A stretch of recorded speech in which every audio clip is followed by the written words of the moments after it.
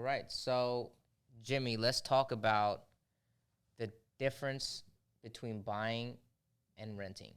So, we were just finished talking about that buying is cheaper than renting. Yes. And I guess we don't see renting going down. Nope. No. I have rentals myself. Listen, Yeah. they're going up. They're going up.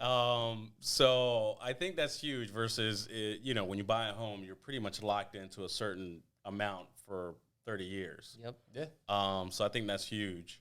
And, also what I tell my buyers, because I don't know, I sometimes run into this problem where when somebody's ready to buy, they just want the grand slam. They want that single family, 4-bedroom house with the pool in the back and then, garage. Yep. And All for $200K. yeah, exactly. Right. Perfect. Yeah, all for 200. Not here. Yeah. So I always try to tell them, it's steps, So step one should be this, but also try to tell them that, first home they should rent out after a year if they are comfortable where they're at.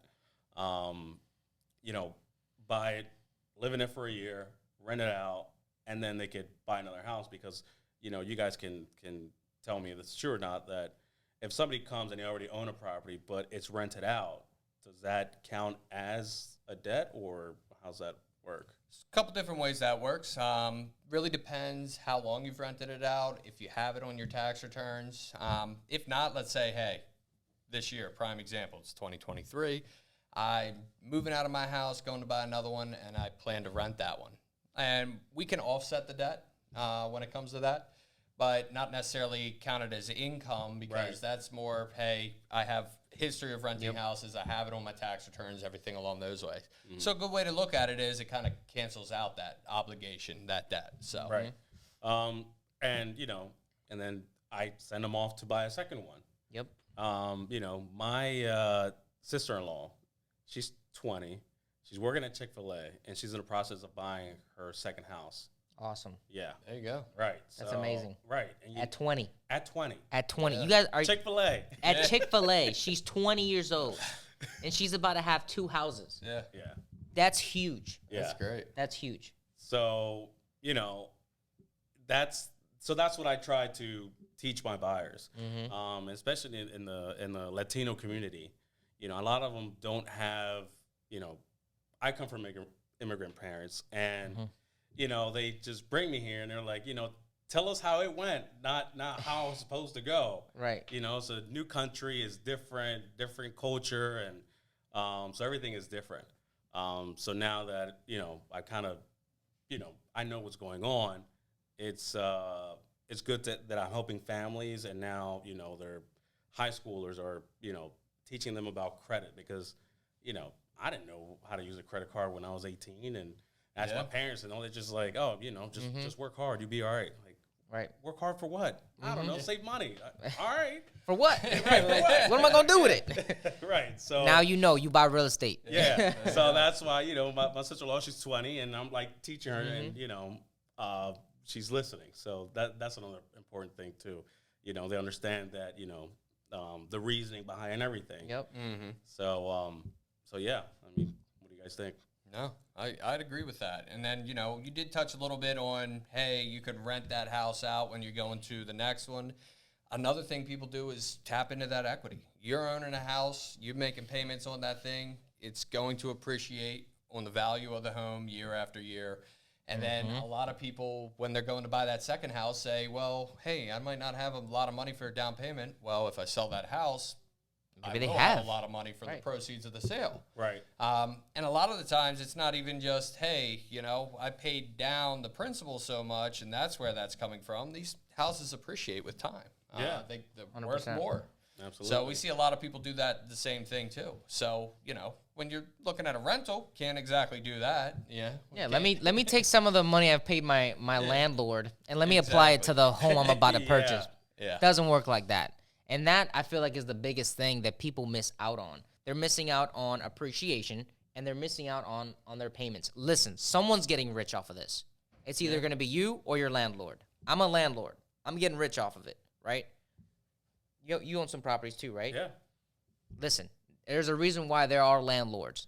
It is cheaper for you to buy a home than it is for you to rent. Now, not in all circumstances, right? We can't talk in absolutes. There are always situations where, like, well, look, I'm gonna live here for two years, and I'm gonna leave, and I'm never gonna come back here. Yeah. Right. Exactly. It might be better for you to rent. Yeah. Absolutely. Now, if you know that you're gonna be moving every 2 to 3 years for the next 10, 15 years, maybe it would be a good idea for you to buy it and rent that old place out, and every time you move, which is something that some military folks do, is they know they're going to be in a place for a good 2 to 3 years, and they buy a home, they live in it, then they have to leave. They got to go to a new area.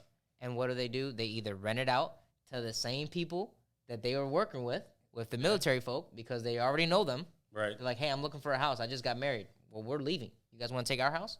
Right. Rent it out to you. They already know how much they're going to get for that rental. But even in other situations, right? Like, let's say you have a different type of job, and you're going from place to place. That's a great idea for you to do. Or even if you're just taking that house, that original house, and you're making some money every single time. And if the market shifts, because the market does shift, right? It's going up, but sometimes it goes like this, like a little dragon, right? Yeah. The dragon's going, but sometimes it goes down a little bit. Yeah, I mean, like, those people that bought, like, in 2020, like, they've made out. Oh, my God. Oh, yeah. Especially in the beginning, you know. Oh, my before God. that, I mean, I bought in summer of 19.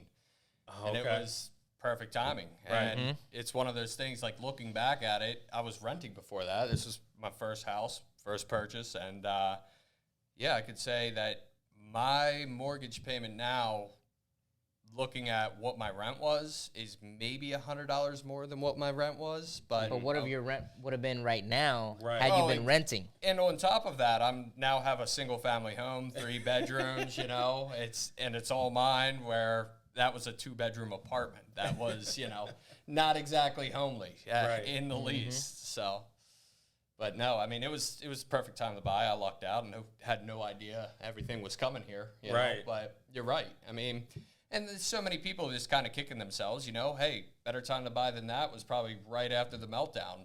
Houses were cheap and they appreciated even more. But I think interest rates were kind of low then too, right? 'Cause They were, kinda right, dropped. because it was exactly. And that's the thing. Everybody's always going to kind of kick themselves. Oh, well, I should have bought. I didn't buy at the right time, and this, and that. You keep doing that for years and years and years. It's, you know. It's not about, is this the right time? Because it's always the right time. Are you finding the right deal? Did you find the right deal? Because there's always going to be houses that are more expensive than others, right? There's always going to be houses that need repair. There's always going to be people that are going through probate.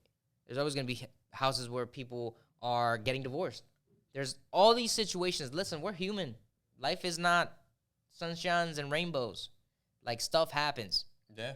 And when stuff happens, it is an opportunity for someone. Yeah. And that's the thing, too, you know. I mean, one more thing to kind of touch on about that is, like, the right time is when you're ready, really. But more important than that is so many people talking, well, the interest rates are high, I'm not going to buy right now. It doesn't matter what the interest rate is. Really, all it boils down to at the end of the day, which I tell all my clients, are you comfortable with the payment? What are you comfortable with? I can't tell you what rates are going to do. If I did, I probably wouldn't be on this podcast right now. You know, I'd be drinking a martini somewhere on a yacht. But unfortunately, that's not the case. So as long as you're comfortable with that payment for the next, you know, couple amount of years, you're not strapping yourself. Rates will drop eventually. You can look at refinancing. Yeah. That is adjustable. But that's the most important thing right now. The rate doesn't matter as much as what can you afford, what can you comfortably afford. Yeah. Right. And I feel like it's really important, too, that you are ready to buy a home.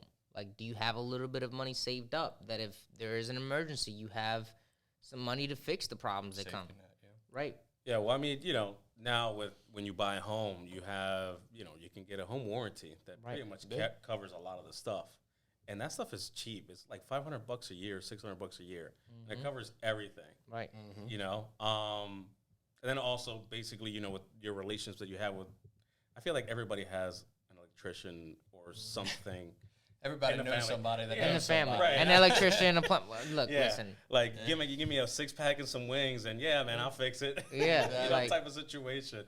So but if you have everything in place, if you have your credit score, some money saved up, and you qualify to buy a house, I push them to buy a house all day long. But like you said, the amount. Yeah. If you're renting a 2-bedroom apartment for $1,500 and you can have a row home, with 3 bedrooms for $1,500, Right. like, Yeah. Right. And it's something, I mean, you're building equity in. You're not throwing money away. That money is, there for you in the future if you ever go to sell the home. Right. So Because you're that's- always gonna need a place to live. Yeah. Yeah. Always gonna need a place to live. Yeah. So doing all this, like, I have 4 kids at the house, Right. so I'm like super busy. Right. So Jimmy, how do you balance yourself? How is your work-life balance? Like, So it's pretty crazy. So my routine is basically I take the kids to school in the morning. So at 8:30 I'm free. Yep. And I go to the gym for a little bit. All just right. to kind of, yeah. de-stress a little bit. Mhm. And then I go into my office to do what I do, and it's so in this business a lot of lead generating. Yeah. Yes. Absolutely. Yes. Listen, every single Networking. day is lead gen. Yeah. If you're not lead genning every single day, And that's a job on itself. And Mhm. then another big thing with me was how to put all this information correctly using the CRM, Yeah. and let the CRM work for you, not, you work for the CRM sometimes. Yeah. So, I do that, and then I pick them up, and then take them to the library to kind of, focus them on their homework, go back to the gym. They have a daycare there. It's There awesome. you go. That's awesome. That's huge, especially for me. Mhm. 4 Yeah, kids. absolutely. And then, 4 kids. we go home, and I'm on call, and so right now they know my phone rings. They like the older ones. They're quiet because I have a deal with them. If I sell 50 houses this year, we get to go on a Disney cruise. Ooh. Yeah, so like every house that I'm selling, they're like, "Did you sell a house? Did you sell a house out?" "Yeah, I did." "All right." They get a gold star and they put it on the board that we have. That's awesome. So like now, So you're integrating them into your work so that it makes them feel like they're not left out, like they're a part of it. yeah, I feel like they have. Well, they have to be. Right. This is what we're doing. This is what I'm building, and Hold you accountable too, Yeah. definitely. yeah. So so that's kind of what I do, and it's a good time. That's awesome. I know plenty of realtors that have kids that, their kids are old enough and they bring their kids on showings. And then next thing you know, this kid is like, yeah, I grew up know. around this. I grew up around it. Like, I know how to buy a home. I know what to look for. And like, that's things that people don't realize, like you're teaching your kid. Yeah. You just don't know it, right? Like, I mean, not always, right? Some kids are just on their phone. Yeah. They just, whatever. Yeah. It is what it is. But some kids really do, like, they don't realize it, but they're learning. Yeah. So that's really, really good.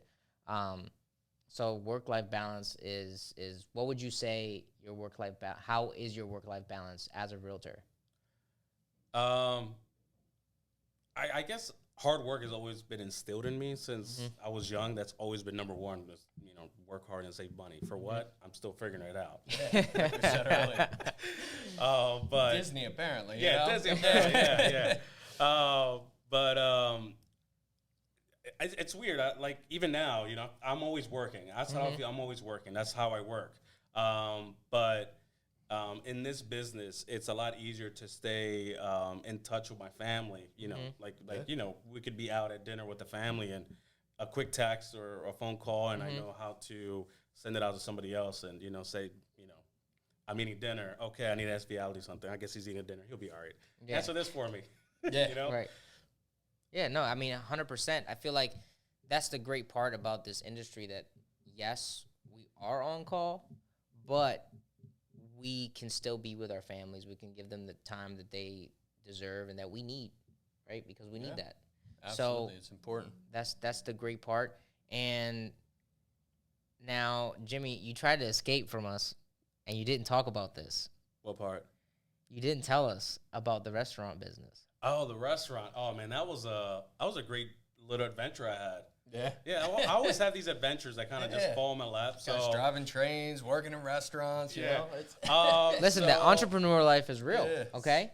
So I did a flip for a super nice lady, and she was, we did a great job, and we sold it quickly, and she was happy with the entire process.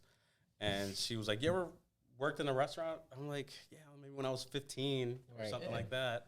She's like, "Well, I have 7 Korean barbecue restaurants, and I want you to run some of them."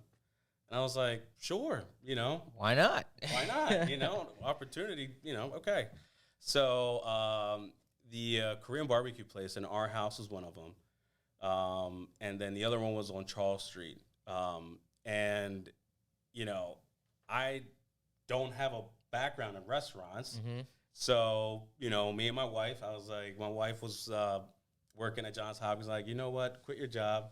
This is going to be your job. You're going to be the boss. There you go. Here you go, boss. Yeah, there you go. That's nice right there. Yeah. Quit your job. You're going to be a boss now. Right. So it was a lot of inventory, and then it was Korean. So I'm Spanish, so it was kind of a different culture. Yeah. So Absolutely. that was the biggest fear with me. How am I supposed to know what this is supposed to taste like if I'm Right. not Korean? And authenticity is huge with me. I Right. like being real and straight up, and it's kind of so. It was a big learning curve, but we did good, and we were successful. And then we basically sold our share in October, just past October, and we just had a great time. We made money, and we learned a lot. Right. What are some things that you learned about the restaurant industry? You how have to run? to be hands-on. Like, you have to be there a lot. Yeah. And you have to trust the people that you put in place to run it for you. Okay. That was huge. And we were blessed to have some people that already were there and, kind of helped us. But it was a lot of work. And then, I didn't want to find myself back on the railroad. So I was like, you know what? Like, oh, there's an out? We're out? I'm like, oh, yeah, let's go. So it came at a really good time then, because you're about to have your baby. Yeah. You get out of that, and then you're gonna have the baby, which is gonna be another job. Yeah. And then then probably another opportunity is gonna knock, and you're gonna go. Yeah. So right now we're in the process of deciding to buy more rental properties this year or build our custom house. Okay. Yeah. So that's where we're at. So Right. So, tough decisions, I guess. Right. Yeah. Right. Exactly. Tough world decisions. in my world. That's what you've Rentals been or saving custom money house. for. Yeah. Oh my God! What are we gonna do? Now he knows what he's been saving that money for. He said, still don't know. Yeah. So, but being in this business, you build the relationships to kind of, you see what other people are doing, and you learn a little bit about that. And, you just kind of, build your own life. And what I do, I am blessed to be doing this because this life that you build being, in this, you can kind of do anything you want, really. Sure.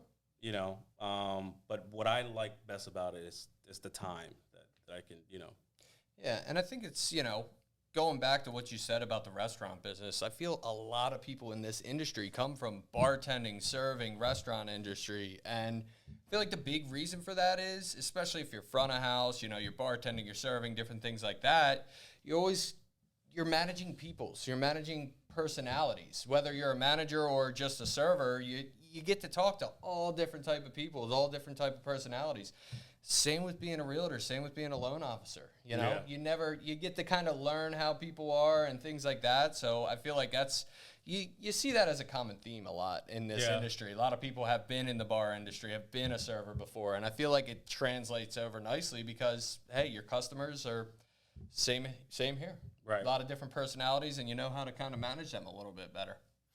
All right. Yeah. Sweet. So, that being said, I mean, Jimmy, we got to know you today. Yeah. We got to talk about the market. Yep. We got to talk about some of the business ventures that you're into. And I mean, is there anything else you want to say to the people?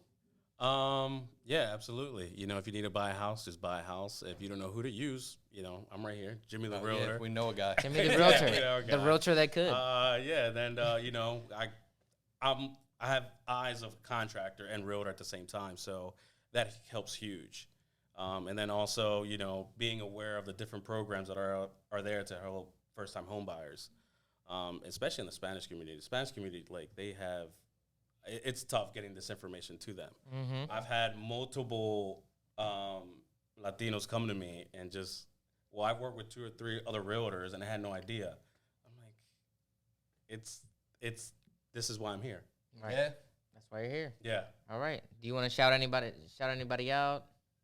Yeah, my boss, Your my boss. wife. Yeah. Wife? All right. The boss. Yeah. The boss, the The big boss. boss. Running restaurants, Yeah. his life, you name it. Yeah, and I appreciate you guys for inviting me today. This is Absolutely. awesome. We have to do it again, Yeah. sometime. And yeah, appreciate it. Yeah, Yeah, 100%. thanks for coming, man. All right. You guys heard it here.